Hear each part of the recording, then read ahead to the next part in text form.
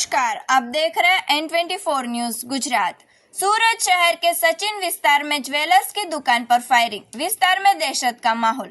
सूरत शहर के सचिन विस्तार में एक ज्वेलर्स की दुकान में 4 से 5 अज्ञात हमलावर घुस आए और दुकान मालिक पर हमला कर दिया।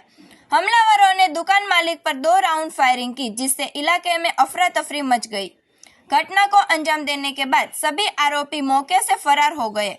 इस वारदात के बाद पूरे क्षेत्र में अपराध का माहौल बन गया है। स्थानीय लोगों की सूचना पर सचिन पुलिस और उच्च अधिकारी तुरंत घटना स्थल पर पहुंचे। पुलिस ने आसपास लगे सीसीटीवी फुटेज के आधार पर जांच शुरू कर दी है। पूरे शहर में नाकाबंदी कर दी गई है और आरोपियों की तलाश तेज कर दी गई है। पुलिस ने प्रारंभिक जांच शुरू कर दी है और इस वारदात को अंजाम देने वाले अपराधियों को पकड़ने के लिए सख्त कदम उठाए जा रहे हैं। यह घटना शहर की सुरक्षा व्यवस्था पर गंभीर सवाल खड़े कर रही है। आज सचिन पोलीस स्टेशन विस्तार में स्टेशन बजार में एक श्रीनाथजी ज्वेलर्स करी शोरूम आवेलो छे।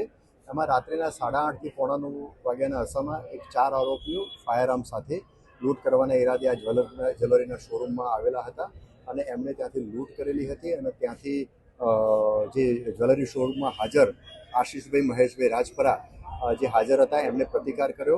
તો એમને પ્રતિકાર કર્યો તો આરોપીઓ પૈકીના એક આરોપીએ જે વિક્ટિમ જે છે આશીષભાઈ મહેશભાઈ રાજપરા એમના ઉપર 2 રાઉન્ડ ફાયર કર્યા।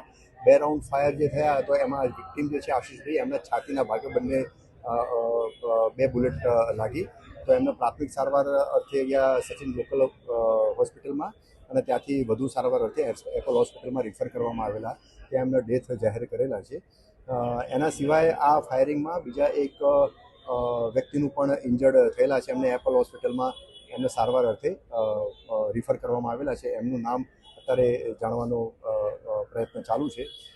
આ જે 4 આરોપીઓ ફાયરઆર્મ સાથે લૂંટ કરવાના ઈરાદે આવેલા હતા એમાંથી એક આરોપી જે છે એ પબ્લિકે એમને ઝડપી પાડ્યો હતો અને પબ્લિકે એનો માર પણ મારેલો હતો। એમાં એનો હેડ ઇન્જરી થયેલી હતી, માથાના ભાગે ખૂબ બ્લીડિંગ થયેલું હતું।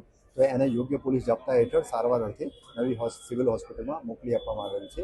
આ જે ગુનાવાળી જગ્યાએ જે 3 રાઉન્ડ ફાયર પ્રાથમિક વિગતો અનુસંધાને જે મળી છે એ અનુસંધાને 3 રાઉન્ડ ફાયર થયેલા એવી હકીકત મળી આવેલી છે અને આ બાબતે 3 ખાલી કેસીસ પણ ગુનાવાળી જગ્યાએ મળી આવેલા છે। હાલમાં એક આરોપી પકડાઈ ગયેલો છે, એ સારવાર હેઠળ છે સિવિલ હોસ્પિટલમાં અને અન્ય 3 આરોપીઓ ફરાર થઈ ગયેલા છે।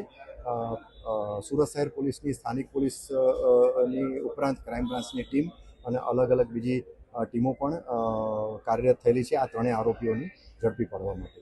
देखते रहिए N24 न्यूज गुजरात, सिर्फ हम तक ही नहीं सब तक।